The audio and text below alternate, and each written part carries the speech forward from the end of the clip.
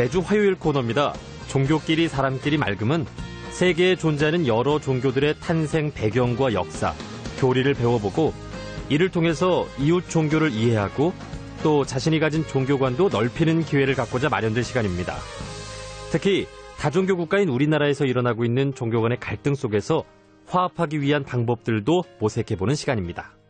종교 전문 작가로 활동하시면서 세계 종교의 문을 열다 소설 콘스탄티누스, 신의 눈물이라는 책의 저자이신 류상태 선생님과 이야기 나눠보겠습니다. 선생님 안녕하세요. 네, 안녕하세요. 네, 선생님과 매주 화요일 이 시간에 여러 종교들에 대해서 하나하나 알아가면서 여러 종교들을 이해하고 또 내가 가진 종교관도 넓히는 시간을 갖고 있는데요. 네. 지난주부터는 이슬람교에 대해서 알아보기 시작을 했습니다. 네네, 그렇죠. 그래서 오늘도 지난 시간에 이어서 이슬람교에 대해서 알아보고 싶은데 예. 지난 시간 내용들 간단하게 정리를 한번 해주시고 오늘 또 이어갔으면 좋겠습니다. 예. 지난 시간에 이슬람교에 대해서 우리가 대화를 나누면서 이슬람교는 유대교 그리고 기독교와 함께 유일신 종교 삼형제다라는 말씀을 드렸고요. 서기 7세기 초에 예언자 무함마드가 알라의 계시를 받으면서 아라비아에서 발생한 종교다. 이제 그런 말씀을 드렸습니다. 그리고 그 이후로 소아시아, 그러니까 지금의 그 터키 지방이죠. 그리고 아프리카, 페르시아, 중앙아시아, 그리고 동남아시아까지 진출을 한, 그리고 지금은 이제 유럽과 아메리카까지 세력을 확장하고 있는 이제 세계 종교입니다. 그리고 그 인구수로는 전 세계 약 20%에서 23% 정도, 인구수로 한 16억에서 18억 정도 되는 종교다. 뭐 그런 말씀들을 나누었었죠. 예. 그래서 이제 세계 인구 중에 4명 중에 1명은 이슬람교이기 때문에 우리가 이제 이슬람교를 이해하지 않고는 사실은 다른 다문화를 이해한다. 다른 다문화를 수용한다. 이렇게 사실은 볼 수가 없을 정도로 그렇죠. 아주 이슬람교 문화를 이해하는 것이 아주 중요하다 이런 생각이 드는데요. 예. 그러면서 또 지난 시간에 이슬람교의 가장 핵심적인 가치는 평화. 그리고 또 하나님에 대한 순종이다. 이런 말씀을 해주셨어요. 예. 그래서 이 무함마드는 하나님의 계시를 받고 그러면서 이 이슬람교를 뭔가 이렇게 창시한 그 시작이 610년. 그 시기로 봐야 되겠는데 그런데 아무리 그 하나님의 음성을 받고 내가 계시를 받고 지도자로 이렇게 사람들 앞에 섰을 때 이렇게 한 번에 딱 이슬람교가 창시가 되지는 않잖아요. 그 당시에 무함마드를 받아들이는 사람들은 이슬람교의 시작은 어떻게 시작을 했다 이렇게 볼 수 있을까요? 예, 우선 이제 종교학적으로는 무함마드가 이슬람교를 창시했다라는 표현이 가능합니다. 그러나 무슬림들은 그런 표현을 싫어해요. 왜냐하면 무함마드에 의해서 제도 종교로서 이슬람이 시작되기는 했는데 그러나 이슬람교는 무함마드가 창시한 것이 아니라고 그분들은 생각을 하죠. 무함마드는 어디까지나 신의 뜻을 우리에게 알려준 전달자지 창시자가 아니라는 겁니다. 그 이슬람이라고 하는 종교의 창시자는 알라고 처음부터 끝까지 알라의 의도에 의해서 우리에게 전달된 것이지 무함마드가 창시한 것이 아니다. 그렇게 생각을 합니다. 그러니까 종교학적으로는 그 무함마드가 창시했다는 표현을 쓸 수 있어요. 그러나 이제 무슬림들은 그렇게 생각한다는 것을 우리가 먼저 생각할 필요가 있고요. 그 다음에 이제 무함마드가 이제 그런 깨달음을 얻고 계시를 받고 그때 당시에 계시의 내용을 전달했단 말입니다. 이 세상의 신은 오직 한 분 알라뿐이다. 알라에게만 순종하고 그분의 뜻대로 살아라고 전했을 때 그때 당시에 반응은 두 가지로 나타났습니다. 우선 기득권자들의 반응은 그 참 이상한 주장이다. 신이 하나인지 아닌지 우리는 잘 모르겠다. 그 주장까지는 그런데 그 다음에 주장을 받아들이기 싫었던 거예요. 왜냐하면 신은 한 분이니까 그분 앞에서 부끄러움 없이 살아야 된다. 사회는 정의로워야 되고 가난한 자를 돌봐야 된다. 이런 주장이 거북했던 거죠. 기득권자들은. 그렇게 되려면은 자신들의 경제적인 지위를 내려놔야 돼요. 기득권을 내려놔야 됩니다. 그렇죠. 무함마드에 주장하는 것이. 자, 이러니까 기득권자들은 무함마드의 가르침을 싫어할 수밖에 없었던 것이고, 반면에 어려운 사람들, 눌린 사람들은 무함마드를 환영할 수밖에 없겠죠. 마치 예수님처럼. 그러네요. 그렇죠. 예수님을 그 가난하고 눌린 사람들은 환영을 했거든요. 기득권자는 싫어했고, 무함마드의 경우도 똑같았습니다. 예, 기득권을 빼앗기기 싫어하는 사람들은 무함마드를 싫어했고, 가난하고 어려운 백성들은 무함마드를 받아들이게 된 것이죠. 예. 그래서 이제 그런 갈등들이 있게 된 것이고, 그러면서 이제 초창기에 뭐랄까요, 무함마드와 그의 그 제자들이 그 갈등을 이겨내는 과정에서 기득권자하고 전쟁도 하고, 예, 이런 뭐랄까요, 초창기의 전쟁을 통해서 선교를 하게 된 이유가 되는 겁니다. 그렇군요. 네. 예. 그러면서 이제 이슬람교를 잘 모르는 네. 사람들은 당연히 네. 하나님의 계시를 받은 이 무함마드가 네. 종교를 만들었다. 네. 이렇게 생각을 하고 있지만 무슬림들은 네네. 그냥 하나님의 음성을 받아서 알려준 사람일 뿐 그렇죠. 네, 종교를 만든 그런 중요한 인물로서 생각을 네. 하는 것 같지는 않습니다. 그렇죠. 그러니까 인간으로서 예언자로서의 무함마드는 아주 절대적인 위치를 차지하고 있기는 해요. 가장 위대한 예언자죠. 마지막 예언자고. 그러나 감히 알라와 동등하게 생각한다거나 그래서는 안 되는 거죠. 그건 우상숭배가 될 수 있습니다. 그게 이제 기독교하고 다른 거죠. 기독교는 예수가 곧 하나님이죠. 예수를 하나님으로 믿어요. 그렇죠. 그게 기독교입니다. 예. 그러나 이슬람교는 무함마드가 결코 하나님이 될 수 없는 것이죠. 명확하게 무함마드는 하나님과 분리된 사람일 뿐입니다. 예. 예언자일 뿐이에요. 예. 그러나 마지막 예언자고 예, 가장 위대한 예언자로 절대적인 존경을 이제 표시하고 있는 것이죠. 예. 네. 뭔가 이렇게 선생님 말씀을 들어보니까 이 네. 율신 종교는 뭔가 이렇게 다 비슷한 맥락이 다 있다. 네. 뭔가 이렇게 또 느껴지기도 하고 참 네. 그러면서도 또 다른 점이 있죠. 예. 네. 참 재미있고 신기한데 네. 어쨌든 그렇다면 이 이슬람교를 이 무함마드가 하나님의 계시를 받고 네. 사람들한테 전파하면서 이슬람교가 네. 생겨난 거 아니겠습니까? 그렇죠. 예. 네, 그렇습니다. 그렇다면 네. 예를 들면 이 가톨릭에서는 교황부터 해서 추기경 신부님 다 있고 네. 또 개신교는 이렇게 목사님이 있어서 이렇게 전파가 되고 이렇게 흘러왔는데 예. 이슬람교는 그렇다면 이 종교가 네. 어떻게 그 종교적인 네, 조직을 네, 갖고 네, 이렇게 네. 흘러오게 됐나요? 예, 이제 무함마드 당대에 처음에 무함마드를 따르는 분은 그렇게 많지는 않았습니다. 예. 무함마드가 계시를 받고 한 4년 정도 지나기까지는 따르는 무리들이 가족들하고 이렇게 해서 한 40명 정도에 불과했어요. 네. 사실은 예수님도 그랬지 않습니까? 3년 동안 많은 사람이 모이기도 했지만 결국은 다 떠나가고 이제 12제자가 남았다 이렇게 전해지지 않습니까? 그것처럼 처음에 시작은 좀 이렇게 미약했어요. 예. 그러나 그 규모가 중요한 게 아니라 그 가르침이 힘이 있기 때문에 예. 알라의 가르침이고 또 무함마드라고 하는 어떤 위대한 깨달은 선각자의 가르침이기 때문에 가르침 자체가 힘이 있어서 지속적으로 사람들에게 영향력을 끼친 것이죠.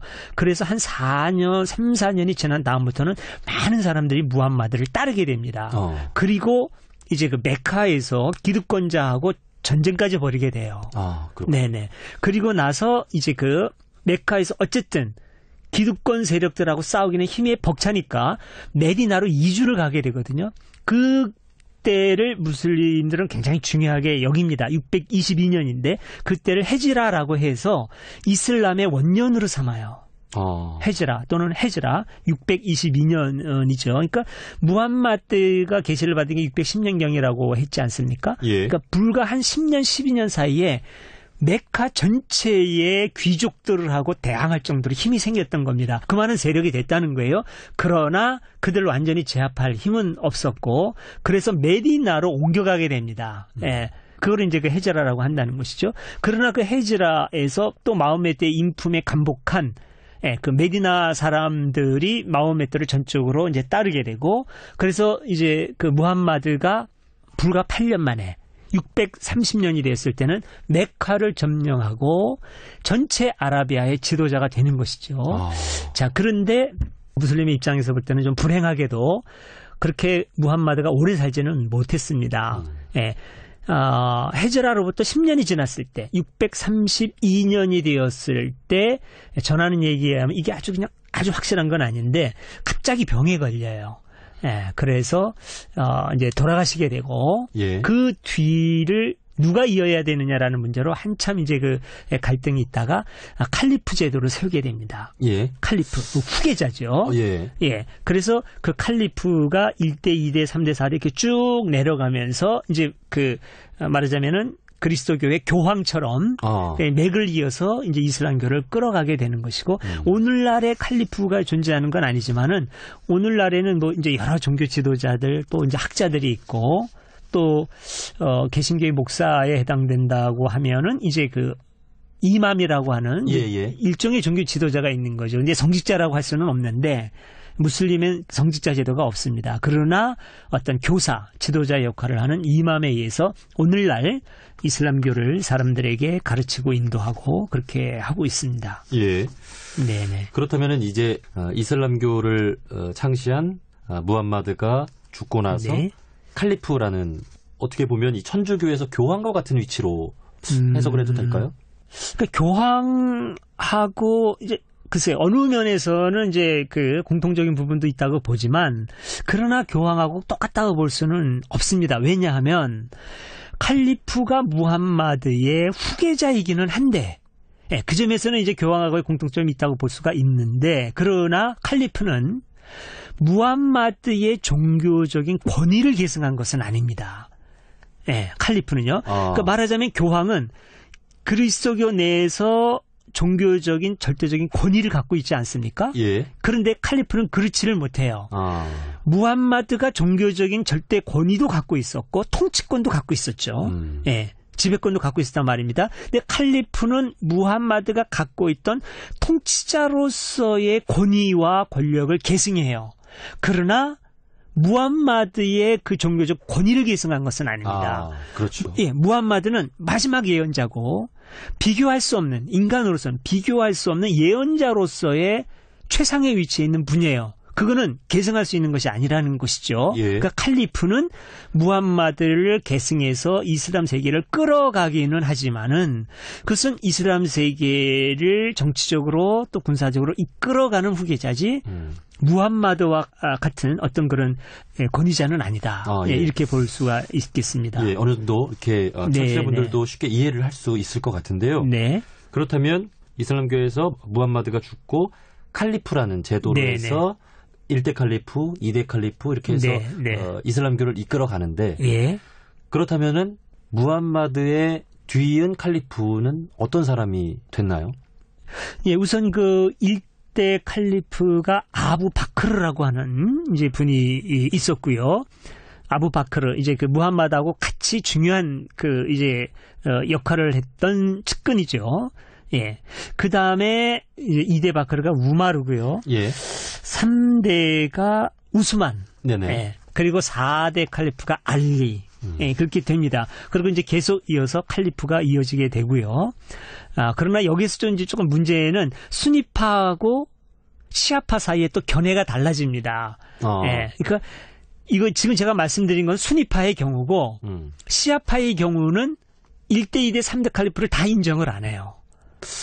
이게 좀 복잡한 문제가 있습니다. 이게. 일단은 뭐 수아파와 시아파라는 그 말에 대해서는 조금 더 잠시 후에 이어가기로 하고요. 예. 그렇다면은 어쨌든 무함마드의 뒤를 이어서 이슬람교를 이끈 그 칼리프라는 그 자리에 들어선 사람들은 이 무함마드의 측근들 그렇죠. 이렇게 이어서 가게 됐는데 이슬람교에도 그 경전이 있지 않습니까? 그 꾸란이라고 하는 그 경전이 있는데 어떻게 보면은 이제 기독교 경전 이 성경은 구약 성서는 이 유대교의 역사 이야기 그러면서 신약 성서는 예수님의 이야기 그런 것들이 이렇게 됐는데 그렇다면 이슬람교의 경전인 꾸란은 무함마드가 하나님께 계시를 받은 그런 이야기 그렇게 봐야 될까요? 그렇죠. 예, 이제 꾸란은 그 알라께서 내리신 계시가 그대로 기록됐다고 이제 무슬림은 해석을 합니다. 알라에서 계시 내린 거를 사람들이 해석을 해서 기억해서 자기 생각을 첨가하는 이게 아니라 다 하나님께서 계시해 준 거라고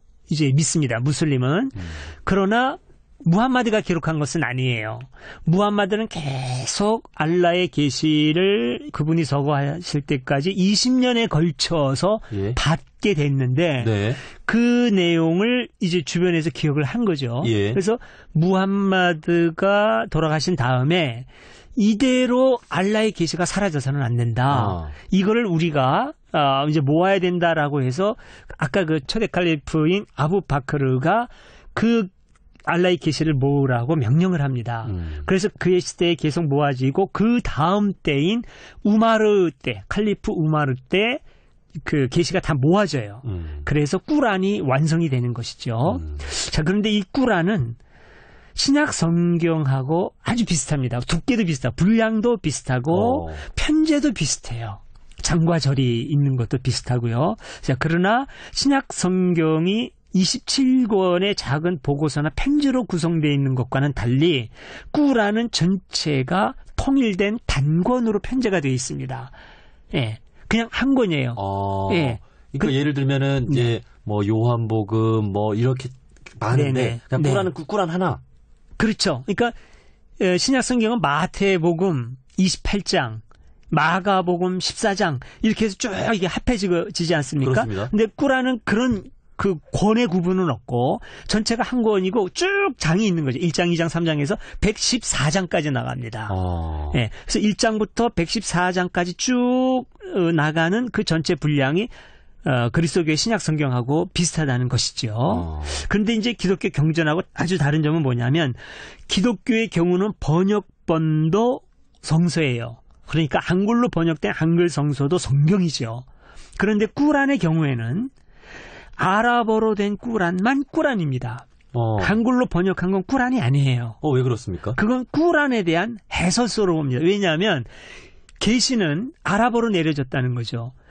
하나하나 아랍어로 계시가 내려졌기 때문에 아랍어만이 알라의 계시를 완벽하게 담을 수 있는 것이고 다른 언어로 번역이 되면 그 계시를 완벽하게 담는 것이 불가능하기 때문에 그것은 꾸란의 해설서가 되는 것이고 완벽한 꾸란이 아니라는 것이죠. 선생님, 그러면 지금 선생님 말씀을 듣고 보니까 어떻게 보면은 유대교의 그 유일신인 이 야훼가 유대인들의 민족신으로 머물렀고 어떻게 보면 그리스도교는 이 전 인류의 하나님으로 섬기면서 이렇게 세계로 뻗어나갔는데 어떻게 보면 이 꾸란이 아랍어로만 그 인정을 한다라고 한다면 이 다른 언어를 쓰는 사람들에게 전파가 될 수도 없을 뿐더러 그러면 동시에 이 아랍어권의 하나님이냐 이렇게만 또 봐야 되는 건가요? 그런 비판도 가할 수 있죠. 근데 거기에 대해서 무슬림은 전하기 위해서 완성된 하나님의 계시를 훼손할 수는 없다는 겁니다. 이거는 훼손할 수 없는, 그리고 양보할 수 없는, 이거는 이제 그 진실이고 사실로 믿는 거죠, 이분들은. 그 대신 해설서가 있지 않느냐. 다른 번역할 수 있다는 거죠. 꾸란을 번역할 수 있다. 그래서 그걸 꾸란의 해설서라고 하는 것이고 다른 지역에서는 그렇게 해설서를 통해서 배울 수 있는 거고 그리고 정말로 신의 뜻을 온전히 알기를 원하면 아랍어를 배우라는 것이죠. 네네. 이제 그런 생각들이 있는 겁니다. 뭐 비판적으로 볼 수 있는 부분도 있겠습니다만은. 그러니까 지금 선생님 말씀을 듣고 보니까 이 아랍어로만이 온전히 명확하게 100% 꾸란의 언어를 배울 수 있다. 그렇게 주장을 합니다. 이슬람교에서는요. 어떻게 보면 기독교 성경에는 이렇게 신약성서의 분량과 이 이슬람 경전의 꾸란의 그 양이 비슷하다고 했는데 어떻게 보면 신약성서는 그 주제별로 누가 말했느냐에 따라서 그런 내용들이 명확하게 구분이 되잖아요. 마태가 말하면 마태복음, 요한이 말하면 요한복음. 그런데 이 이슬람 경전에서 꾸란이 하나의 형태로 이렇게 100몇 장까지 이렇게 한 번에 주제의 구분 없이 이렇게 너무 많기 때문에 그런 부분들은 그래도 어떻게 보면 이렇게 생활하는 데 있어서 무슬림들은 이렇게 살아라. 그런 부분들이 구분이 돼서 이렇게 안 해도 나와 있지 않을까요? 그게 이제 명확하게 뭐 어디에는 어떤 뭐 생활에 대한 법규가 나오고 어디에서는 뭐가 나오고 이렇게 돼 있지는 않아요. 어찌 보면은 이제 꾸란은 그런 점에서 어디 그 분량별로 주제를 나누기가 굉장히 어렵고 부정적으로 비판적인 시각에서 본다면은 많이 중복되어 있는 부분도 있을 수 있다고 볼 수 있고, 이건 어떤 이제 그 종교학적으로 예를 들어서 예. 비판적으로 보면은 이제 그렇다는 겁니다. 그리고 서로 말이 다른 경우도 있어요. 예를 들면은 꾸란에는 이제 크게 어떤 그 두 전승이 있는데 메카 전승과 메디나 전승이 있습니다. 그러니까 메카 전승은 무함마드가 메카에 있을 때 계시된 거예요. 예. 그러니까 메카에 있을 때는 아직 본격적인 전쟁을 하기 이전이거든요. 그러니까 거기에는 굉장히 포용적이고 따뜻한 내용이 상대적으로 많습니다. 예. 그리고 이제 이웃 종교인 그리스도교에 대해서 좀 너그럽게 이제 말하는 부분들이 많은데 예. 메디나 전승은 전쟁을 할 때거든요. 예, 메카하고 본격적으로 전쟁을 하고 그럴 때인데, 아무래도 전쟁 중이니까 좀 좀 엄격할 수가 있겠죠. 그래서 계시의 내용도 엄격해지고, 기독교에 대해서도 좀 엄격해요. 예, 그런 부분들이 있습니다. 이거는 학적으로, 비판적으로 보면은 모순이라고 주장하는 사람들도 이제 있지요. 예, 그런 부분들이 있습니다. 그러나, 그렇게, 전체적인 주제별로는 그렇게 나누어져 있고, 구분하기 어렵지만은 오히려 전체가 알라의 계시로 일목요연하게 나온다는 점에서는 상당한 통일성이 있어요. 오히려 그거는 또 이제 그 기독교 성서가 갖고 있지 못한 점이죠. 예를 들면 기독교 성서는 주제별로 굉장히 좀 복잡하고 좋게 말하면 다양해요. 예수의 복음서가 있고, 예. 바울의 편지가 있고, 다른 사람의 또 이제 그 편지도 있고, 그 다음에 사도들의 행적을 기록한 것도 이렇게 나오지 않습니까? 예. 그런데 그 꾸란은 오로지 알라의 계시가 있는 거예요. 그 다음에 이제 무함마드의 행적은 따로 있어요. 꾸란이 아니라 따로. 하디스라고 그래서 무함마드의 행적을 따로 모아놓은 책이 있는데, 그거는 꾸란하고는 격이 다릅니다. 꾸란하고는 격이 달라요. 그건 하나님의 말씀은 아닌 거예요. 그렇군요. 네, 그 신약 성경에는 예수님의 복음, 그게 하나님의 말씀이지 않습니까? 이렇게 들어가지 않습니까? 그 이슬람교에서는 그게 명확히 구분이 되는 거예요. 하디스는 신의 말씀이 아닙니다. 권위는 있어요. 굉장히 그 이슬람에서 권위는 있고, 어떤 어떤 법규를 정하거나 이슬람법을 그 샤리아라고 하지 않습니까? 예. 그럴 때 중요하게 보는 경전이기는 해요. 그러나 꾸란처럼 절대적인 알라의 말씀은 아닌 것이죠. 예, 그렇게 됩니다. 여기서 또 기독교랑 구분이 되는 부분이, 그렇죠. 예, 사실 예수님의 말씀은 하나님의 말씀과도 같잖아요. 그렇죠. 예. 네네네. 그런데 이슬람 경전에서는 무함마드의 언행과 하나님의 말씀은 명확히 구분이 다른, 되죠. 그렇죠. 네, 결코 같을 수 없습니다. 그렇군요. 네. 이렇게 여러 종교에 대해서 이렇게 하나하나 이렇게 배우고 있는데요. 그런데 여기서 또 이제 외적으로 궁금한 부분이, 사실은 이제 개신교의 목사님, 또 천주교의 신부님, 또 불교에서는 스님, 원불교에서는 교무님, 이렇게 사실은 저희 여러 종교들의 그 이야기를 듣는 그런 프로그램이기 때문에 모든 성직자분들을 모셔서 이렇게 이야기를 나눌 수가 있거든요. 예. 그렇다면은 혹시 이제 저희 프로그램에서 이슬람교의 그 이맘님도 이렇게 모셔서 이야기를 나눈다고 했을 때 충분히 그 이슬람교도 배워볼 수 있는 기회도 될까요? 그렇죠. 네네. 아직은 좀 이렇게 낯선 부분들이 있긴 해서 어떻게? 그 이맘을 모셔서 말씀을 나누셔도 좋을 겁니다. 그리고 이제 이슬람교에 대해서 이제 같이 나눈다면은 한 세 가지 방향에서 초청할 수 있을 것 같습니다. 우선 이맘을 직접 초청하는 방법도 있겠고, 그 다음에 이슬람 학자를 초청을 할 수도 있어요. 아랍어과에서 이슬람을 이제 전공한 학자를 초빙을 한다든지 그럴 수도 있겠고, 아니면은 우리나라에 와 있는 무슬림 선교사를 또 이렇게 초빙하는 방법도 있습니다. 그러니까 선교사는 이제 이맘일 수도 있지만 이맘이 또 아닐 수도 있거든요. 그렇군요. 그렇다면 어쨌든 이 이슬람교에 대해서 이슬람 교도가 되려면 아랍어를 무조건 배워야 되겠네요. 그렇진 않습니다. 그렇진 않고요. 이슬람 교도가 되는 게 그렇게 복잡하거나 어렵지가 않아요. 아랍어를 배우는 건 이제 학자들이 배우면 되는 거고요. 이슬람은 이제 연구하는. 왜냐하면 경전을 있는 그대로 이렇게 아랍어를 배우지 않으면 있는 그대로 느낄 수가 없다고 이렇게. 근데 이제 경전을 배워야 된다는 거는 좀 기독교적인 시각이고요. 굳이 경전을 배우지 않아도 됩니다. 왜냐하면 들으면 되고, 무슬림에게 정말로 중요한 거는 그 알라에 대한 헌신이지 경전을 공부하는 것이 아니에요. 그러니까 이슬람의 그 중요한 종교적인 의무 5가지가 있거든요. 그 5가지 중에는 꾸란을 배워야 된다든가 그런 조항이 없어요. 반드시 요구하는 가장 중요한 거는 신앙 고백입니다. 알라는 유일하신 하나님이다. 그리고 무함마드는 알라의 선지자다. 이 신앙 고백이 가장 중요합니다. 그것만 고백하면 돼요, 우선은. 예. 경전을 몰라도 됩니다. 예. 그 다음에 이제 중요한 게 이제 기도죠. 하루에 5차례 기도하는 거. 기도하는 내용도 크게 다르지 않습니다. 예. 알라만이 우리의 하나님이고, 예, 무함마드는 알라의 선지자다라고 하는 것을 외면서 절을 하고 그 알라에 대해서 순종을 맹세하고 그러면서 하루 5차례 기도하는 거. 그 다음에 어려운 이웃을 도와주는 자선. 그 다음에 이제 라마단에 금식을 하는 거. 그 다음에 메카에 순례하는 거. 요 5가지가 기본적인 의무예요. 그러니까 이슬람의 5 기둥이라고 얘기합니다. 예. 거기에 꾸란을 알아야 된다든지 공부를 해야 되는지 그런 조항은 없어요. 오히려 굉장히 단순합니다. 그러니까 오히려 쉬운 것이요. 이슬람은 그렇게 어려운 종교가 아닙니다. 예. 네. 그러니까 지금 선생님 말씀 듣고 보니까 예. 이제 기독교, 네. 개신교도 사실은 네. 비슷하잖아요. 네. 그러니까 사실 성경을 예. 뭐 무조건 공부해야 된다. 네. 뭐 사실 이런 조항은 없대. 사실 그렇죠. 이제 신앙 고백이라고 하는 네. 그 고백이 있고, 그렇죠. 네. 또 기도를 통해서 예수님이 우리를 위해 돌아가셨다는 것을 기도하고 그런 부분을 통해서 구원받을 수 있는 예. 그런 것들이 어떻게 보면 기독교에 있고. 그렇죠. 그런데 그런 거에 비해서 어떻게 보면 이슬람교는 더 이렇게 이렇게 해야 된다라고 하는 명확한 그 엄격한 그런 규율이 있네요. 그렇죠. 네, 그 5가지는 굉장히 중요한 5 기둥입니다. 예, 그렇군요. 이슬람교에. 네. 네, 오늘 선생님과 함께 또 이슬람교에 대해 배워보는 이제 2번째 시간으로 여러 가지 이야기를 나눠봤는데요. 예.